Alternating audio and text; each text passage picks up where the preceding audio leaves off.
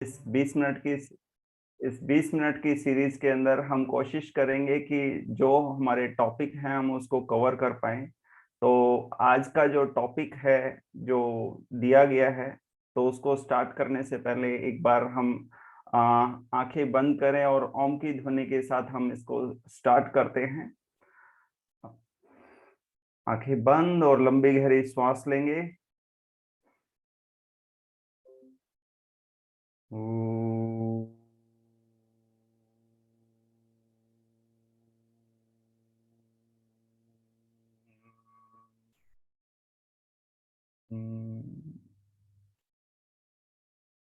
एक बार फिर से लंबी गहरी श्वास।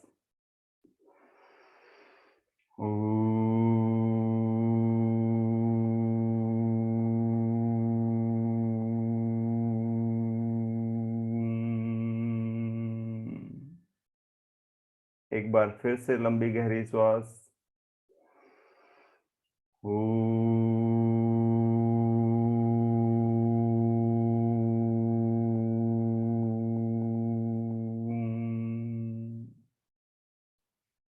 आंखें बंद और अपनी दोनों हथेलियों को रगड़ते हुए उससे होने वाली प्राप्त ऊर्जा को अपने पूरे चेहरे पे और पूरे शरीर के ऊपर धारण करेंगे।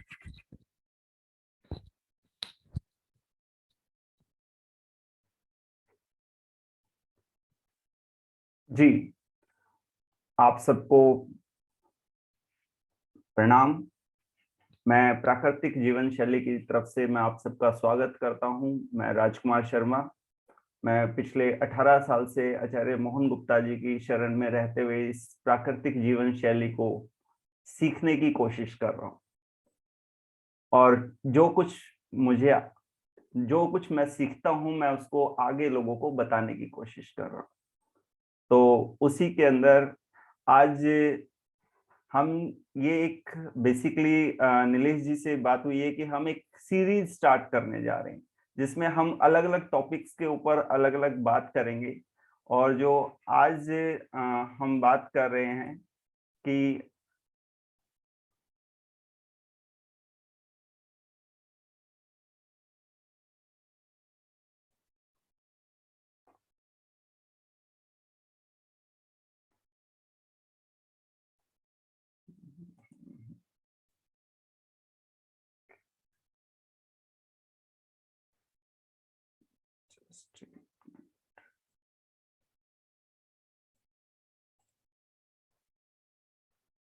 Natural lifestyle, natural way of healthy living, कि हम स्वस्थ कैसे रहें। हर व्यक्ति जो है वो स्वस्थ रहना चाहता है। स्वस्थ रहने के लिए क्या किया जा सकता है? प्राकृतिक जीवन शैली जो आज से नहीं है, प्राकृतिक जीवन शैली जब से मनुष्य शरीर है तब से प्राकृतिक जीवन शैली है। आज की कोई नया कंसेप्ट नहीं है जिसके ऊपर हम बात कर रहे हैं। हमारा जो विजन है to make the people free,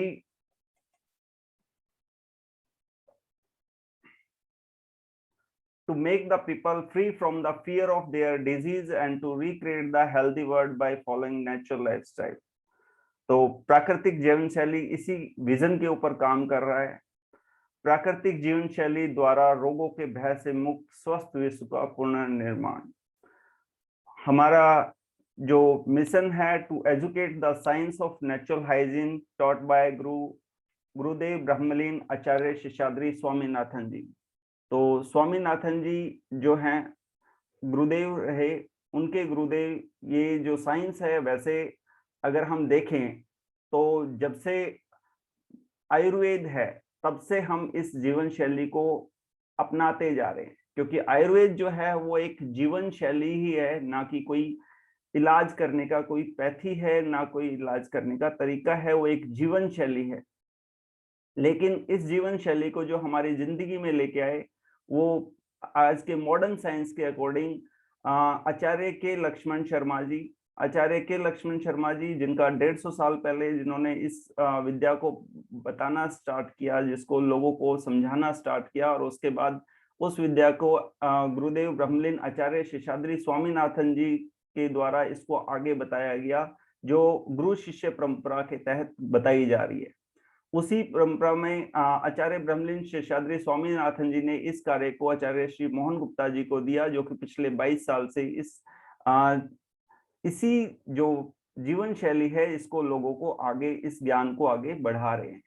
तो उसी ज्ञान के आगे बढ़ाने में जो है हम इसके ऊपर काम कर रहे हैं। जो आज का टॉपिक है यूनिटी ऑफ डिजीज, सभी रोग एक हैं।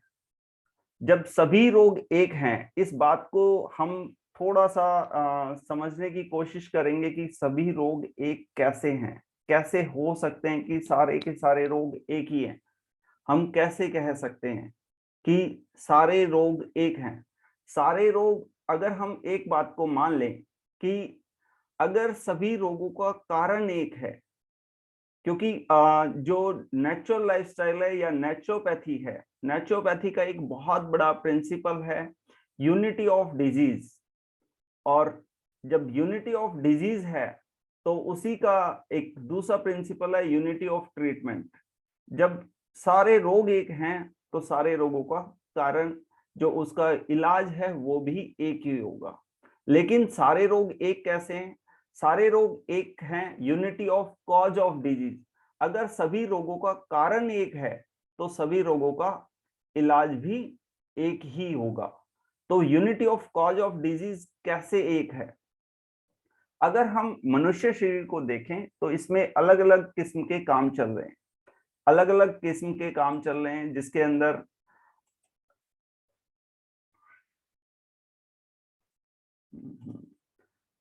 अंदर अलग अलग जो काम हैं, उसके अंदर अगर हम इस साइंस को समझना चाहें, अगर हम एलोपैथी के हिसाब से देखें तो वो सभी सारे के सारे काम एक कैसे हैं, क्या क्या काम चल रहे हैं, कि इसके अंदर कहीं मस्कुलर सिस्टम चल रहा है, कहीं नर्वस सिस्टम काम कर रहा है, कहीं डाइजेस्टिव सिस्टम काम कर रहा है, कहीं रिप्रोडक्टिव सिस्टम काम कर रहा है, कहीं स्केलेटल सिस्टम काम कर रहा है। लेकिन इन सारे के सारे जो काम चल रहे हैं, इसको अगर हम समझना चाहें तो समझना हमारे लिए बड़ा मुश्किल सा काम है। लेकिन अगर हम इसी के ऊपर, अगर हम बेसिकली अगर हम देखें कि ह्यूमन जो बॉडी है इसके अंदर की क्या काम चल रहे हैं, अगर इसको हम समझना चाहें कि इसके अंदर बेसिकली सिर्फ दो ही काम होते हैं। एक, कि आप जो कुछ खाते हैं उस खाने को डाइजेस्ट करना, ये एक बेसिक सा काम है कि आप जो कुछ खा रहे हैं उस खाने को डाइजेस्ट करने का जो काम है वो काम है। दूसरा काम, जो कुछ आपने खाया, खाने के बाद उसको पचाना, पचाने के बाद उस आपके शरीर को जो कुछ चाहिए उससे उसको प्राप्त कर लेना। प्राप्त करने के बाद आपके शरीर के अंदर क्या बचा? आपने खाना खाया, खाना खाने के बाद आपके शरीर के अंदर उससे बचा हुआ जो कुछ मल है उसको शरीर ने बाहर निकालना है। उस मल को बाहर निकालना एक अपने आप में काम है। अब मल जो है उसको निकालने के हमारे शरीर के अंदर 4 रास्ते हैं। पहला रास्ता पखाने का, दूसरा पेशाब का, तीसरा पसीने का और चौथा श्वास का।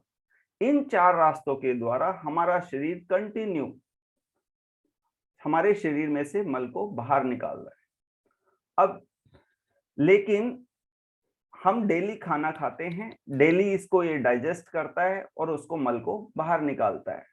जब हम छोटे होते हैं तो ये ऐसे ही चलता रहता है, जन्म से लेके मृत्यु तक का हमारा अगर देखें तो यही प्रोसेस इसके अंदर कंटिन्यू होता रहता है। लेकिन कुछ गलतियों की वजह से हमारा शरीर इन 4 रास्तों के द्वारा मल को बाहर नहीं निकाल पाता। अब वो गलतियां कौन सी हैं, उनको हम आगे के टॉपिक्स में कवर करेंगे कि वो क्या गलतियां करते हैं जिसकी वजह से हमारा शरीर उस मल को बाहर नहीं निकाल पाता। मल मीन्स कि जो भी एक्स्ट्रा आपके शरीर के अंदर है, उस एक्स्ट्रा को, जो भी आपके खाना खाने के बाद आपके शरीर में एक्स्ट्रा जो जिसको शरीर के अंदर नहीं रहना चाहिए, वो अगर रुकना स्टार्ट हो जाता है, वही आपके रोग का कारण है। ये एक बेसिक सी बात है। अगर हमने इस बात को समझ लिया कि ये जो है यही हमारे रोग का कारण है। तो अगर ये हमारे रोग का कारण है तो हमारे शरीर के अंदर जो कुछ भी रोग हैं उसका वही हमारे सारे के सारे रोग एक हैं इसी वजह से। और जब कारण एक है तो उन सबका इलाज भी एक ही होगा। क्या इलाज होना चाहिए? उसका इलाज होना चाहिए कि आपका रोग का जो कारण है आप उसको दूर कर दीजिए तो आपके रोग, अगर आपका कारण अगर आपने दूर कर दिया तो आपका रोग भी दूर हो जाएगा। तो यही है कि आप कारण को दूर कीजिए, लेकिन हम कारण को दूर करने की बजाय हम हमेशा रोग को ठीक करने में लगे रहते हैं। हम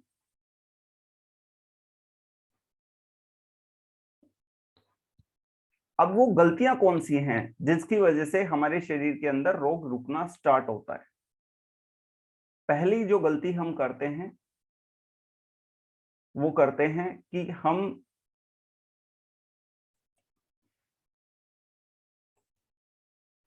हेलो बोलिए राजकुमार जी। जी, हम जो पहली गलती करते हैं वो करते हैं कि क्या हो रहा है, बिना भूख के जो हम खाना खाते हैं वो हम पहली गलती करते हैं कि हम रोग अगर हम देखें बेसिकली तो है क्या, हमारे शरीर को, हमारे शरीर में जो भी गलत खाना पीना खाने की वजह से हमारे शरीर के अंदर जो मल रुका है उसको बाहर निकालने का जो एक कोशिश है वही रोग है। जो कुछ भी शरीर के अंदर आपने, आपके शरीर के अंदर मल को बाहर निकालने के ये 4 रास्ते थे, लेकिन इन 4 रास्तों के द्वारा जब शरीर मल को बाहर नहीं निकाल पाता तो वो अपने उस मल को बाहर निकालने के लिए और प्रोसेस करता है कि वो 5वें रास्ते को खोलता है जिसके अंदर वो शरीर के मल को बाहर निकालता है, जिसको अगर हम कहें तो वो तीर रोग है, जिसको हम रोग कहते हैं लेकिन वो रोग नहीं है। वो 5वां रास्ता जिसकी हम बात कर रहे हैं तीव्र रोग, जिसको हम कहते हैं सर्दी खांसी जुकाम उल्टी दस्त बुखार, जो आपके शरीर में तेजी के साथ आते हैं और तेजी के साथ चले जाते हैं। तो वो तीव्र रोग अगर आपके शरीर में आते हैं तो हम कहते हैं कि ये रोग है, जबकि बेसिकली वो रोग नहीं है। वो आपका, आपके शरीर के अंदर जो गंदगी इकट्ठी हो गई थी उसको बाहर निकालने के लिए आए, लेकिन हम उसको रोग मान के उसके साथ में गलत करते हैं। क्या गलत करते हैं कि जब वो आपके शरीर के अंदर सफाई का प्रोसेस चल रहा होता है तो हम उस टाइम में कुछ गलतियां करते हैं। ये जो प्रोसेस है ये बचपन से ही हमारे स्टार्ट हो जाता है कि हम उसको, जो गंदगी का जो प्रोसेस था, जो आपके बॉडी के अंदर जो टॉक्सिन्स थे, जो मल था वो बाहर निकलना चाहता था लेकिन हम उसको बाहर निकलने नहीं देते। उसको रोकने के लिए हम कुछ गलतियां करते हैं। वो गलती, जो पहली गलती करते हैं कि जैसे ही आपके शरीर के अंदर तीव्र रोग आया हमने गोली खा लेनी है, हम दवाई खा लेते हैं। हमारे को इनमें से कोई भी एक चीज आती है, सर्दी खांसी जुकाम उल्टी दस्त बुखार फोड़ा फुंसी, हम सबसे पहले क्या करते हैं कि उसकी दवाई खाते हैं, जबकि वो आपकी सफाई के लिए आया था, आपकी भलाई के लिए आया था, लेकिन हमने क्या किया कि उसकी दवाई खा ली। और किस चीज की दवाई खाई हमने? उस गंदगी को अंदर रोकने की दवाई खा ली। दूसरी जो इसके साथ हम जो दूसरी गलती करते हैं वो हम करते हैं कि हम खाना खा लेते हैं, भोजन कर लेते हैं।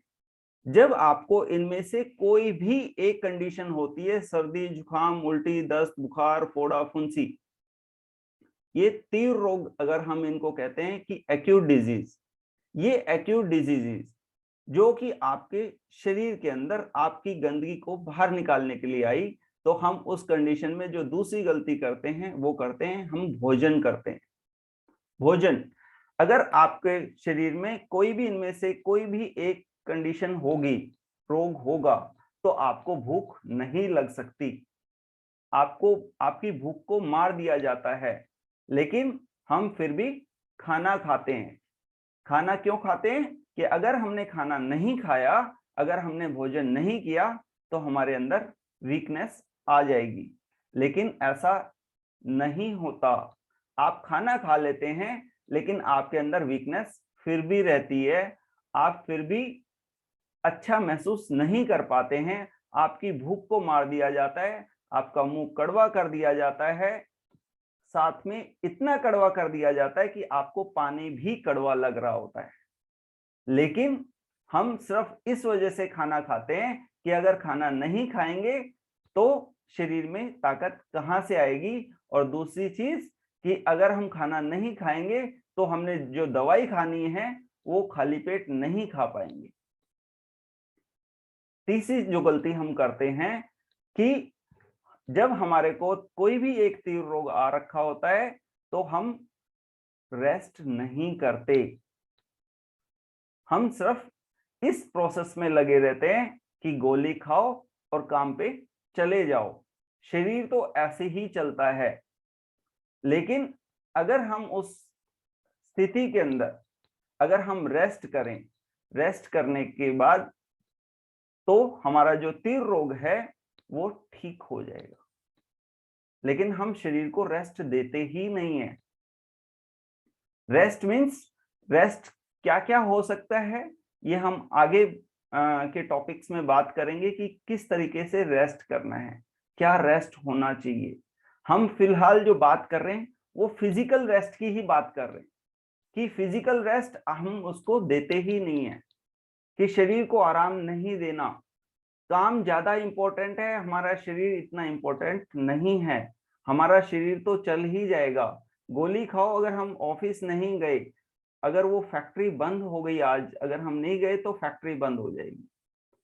हम फैक्ट्री के ऊपर ध्यान देते हैं, हम अपने शरीर के ऊपर ध्यान नहीं दे रहे होते कि हम अपने शरीर को ठीक रखने के लिए क्या कर रहे हैं। ये तीन गलतियां हैं बेसिकली, जिसके वजह से हमारे शरीर के अंदर मल रुकना स्टार्ट होता है, जो कि हमारे किसी भी रोग का कारण है। सर्दी, जुकाम, उल्टी, दस्त से लेके कैंसर तक हमारे अगर एक ही कारण है हमारे शरीर के अंदर, जिसकी वजह से ये सारे के सारे रोग हमारे आते हैं। अब आप उसको जो मर्जी रोग का नाम दे दीजिएगा, आपके हर रोग के कारण जो पीछे का जो रीजन है वो यही है कि हमने अपने रोग को जाना नहीं, हमने अपने शरीर को पहचाना नहीं कि इसको ठीक कैसे करना है, कि हमने इसको ठीक करने की बजाय हमने अपने जो हम बचपन से ही उसको दवाई दे दे के अंदर उस कारण को रोकते रहते हैं, जिसकी वजह से जैसे जैसे हम बड़े होते जाते हैं यही जो बीमारियां हैं आगे चल के अगला रूप धारण करती हैं। तो वो हम आगे बात करेंगे कि कैसे कन्वर्ट होते हैं, हमारी डिजीज जो है वो कैसे कन्वर्ट हो जाती है। तो यही वो तीन रीजन है कि जिसकी वजह से हमारा जो रोग है उसके हमारे शरीर के अंदर वो कारण जो है वो एक ही कारण है कि मल का रुकना, जिसकी वजह से हमारे शरीर के अंदर मल रुकता है, हमारे शरीर के अंदर मल इकट्ठा होता है, और उसी की वजह से हमारे शरीर के अंदर रोग आते हैं। इसी वजह से हम कहते हैं कि unity of disease and unity of cause of disease, ये बेसिक प्रिंसिपल है। अगर हम इस बात को समझ ले तो हम आगे की बात को समझना हमारे लिए आसान हो जाएगा, आगे की बात को करना आसान हो जाएगा। थैंक यू नीलेश जी, मेरा टाइम आई थिंक कि कंप्लीट हो गया है। अगर थैंक यू राजकुमार जी, बहुत बहुत शुक्रिया आपका।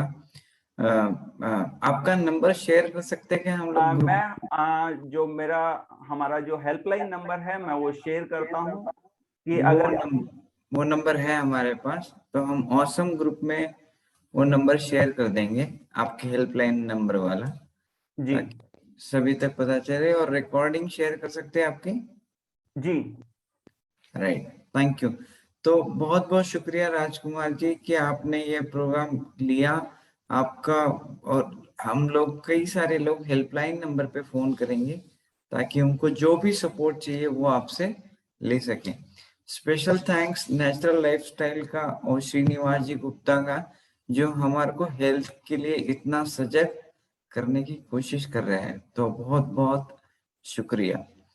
लास्ट बट नॉट लीस्ट, सबसे इम्पोर्टेंट आपके लिए अनाउंसमेंट जो मुझे करना था, जो बहुत क्रिटिकल था, कि कल हमने लीडर्स फैक्ट्री स्टार्ट की। 178 लोग थे, जो कि अपने आप में बहुत बड़ी उपलब्धि है। 178 लीडर्स पूरे देश भर में नए चेंजेस लाएंगे, ऑसम क्रिएशन करेंगे, और उनका actual on the court commando training next week से स्टार्ट हो रहा है। तो आप सभी लोगों को बधाई हो कि हमारे देश में एक क्रांतिकारी बदल आने के लिए हमने शुरुआत कर दी है, और खास तौर पे बहुत सारे यंग जनरेशन के लोग सही में पार्टिसिपेट कर चुके थे। तो हम एक ऑसम यंगिस्तान मिलके सीरीज स्टार्ट कर रहे हैं, ऑसम यंगिस्तान, तो जिसके अंदर यंग जनरेशन आके हम लोगों को बहुत सारा गाइडेंस देगी, बहुत सारा क्रिएशन होगा। तो ये ऑसम यंगिस्तान की तैयारी हमें शुरुआत करनी है। लोगों के फीडबैक, लोगों के सोच बहुत जबरदस्त थी, तो बहुत बहुत शुक्रिया। कल हमने सोशल एंटरप्रेन्योरशिप ग्रुप का एक छोटा सा अनाउंसमेंट किया था कि हमारे एक दोस्त थे जो जिन्होंने सोशल एंटरप्रेन्योरशिप ग्रुप की स्थापना की थी, और वो आज बड़े मुश्किल में है। जैसे मैंने अनाउंस किया, तुरंत 8 लोगों ने मुझसे अकाउंट नंबर मांगा था, तुरंत अगले 5 मिनट के अंदर। तो आपका दिल कितना बड़ा है, आप कितना बड़ा काम करना चाहते हो, वो भी उससे दर्शक दिखता है, और हम लोग बहुत तेजी से वो काम कंप्लीट कर रहे हैं। मैं आपका बहुत बहुत शुक्रिया अदा करना चाहूंगा कि हम जिस तरह से ऑसम ग्रुप बढ़ रहे हैं, 100% श्योर है कि ये क्रांतिकारी बदल पूरी दुनिया में लाने वाला है। थैंक यू वेरी मच, शुक्रिया, बहुत बहुत बधाई हो आप सभी लोगों को कि हम लोग नए दौर के लिए निकल चुके हैं। Thank you very much, bye bye. कल मिलेंगे नए स्पीकर के साथ, नए तरीके के साथ। Bye bye, see you, thank you very much, thank you very much. Good day sir. Special thanks Rajkumar ji का। सर बहुत बहुत शुक्रिया आपका आने के लिए। थैंक यू नेचुरल लाइफस्टाइल का भी। Thank you Rajkumar thank ji, you Rajkumar ji. Thank you Rajkumar ji, thank you Nilesh ji. Rajkumar, thank you Nilesh ji. Thank you Nilesh ji. Thank you. Thank you Nilesh ji, thank you for giving this opportunity to us कि हम सर्व कर सके, और आगे भी ऐसे ही सर्व करते रहेंगे। Thank you thank you, bye bye everyone. Thank you Nilesh, bye. Thank you.